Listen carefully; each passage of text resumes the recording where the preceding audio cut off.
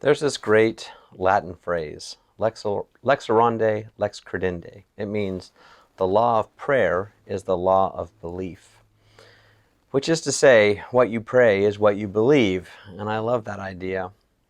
It's critical that we are people of prayer so that we understand why we believe and what we believe and who we believe in. Unfortunately, we don't make a lot of time for prayer in our life. We maybe pray before meals. Maybe we say our prayers before we go to bed. Maybe we say our prayers in the morning. But we don't usually make an extended effort to pray like we could and should and need to.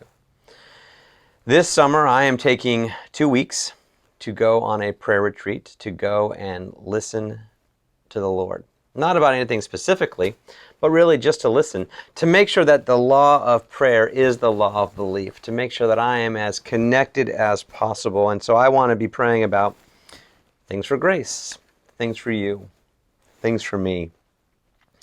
I want to be recharged by the Lord after a pretty busy spring. As God does incredible things here, I want to make sure that I'm still very connected to Him in prayer and in listening. And of course, our diocese is in a really important season right now, and I want to be in prayer for it. So I will be taking 2 weeks in prayer as I begin to walk the Camino. Now you might be saying, wait, you're going to be walking the Camino later with people from Grace. And that is true. But I'm actually walking the first 2 weeks just with me and Marissa so that we can be in prayer. Because once everybody else comes up and meets us halfway at Lyon, I'll be helping them process and know how to pray and make sure that nothing bad happens to them as they walk from place to place. But I knew that once they came, I wasn't going to be able to spend the time in prayer that I had hoped. And so I am taking the first 2 weeks, the first 250 miles, just to pray for my own needs, my own abilities, my own time.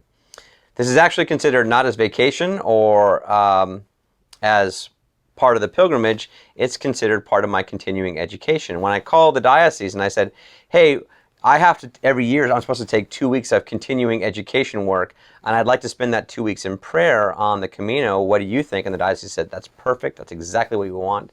We want you to be as connected to the Lord as possible, and this is spiritual work that prepares you for your job back at Grace.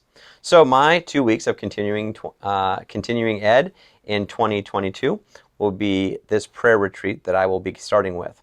But I hope that you join me in this prayer, not prayer for me, but yes, prayer for me, but also just the idea that what you pray is what you believe. I think that you too can be praying for things that you want, need, desire, places that you need to hear from the Lord so that you can further understand what it is you believe and why. I hope this time is as rich for you as it is for me. I will be walking and you won't, so maybe you'll be glad about that. But I hope that you will pray with me and pray for our church and our diocese. God bless you.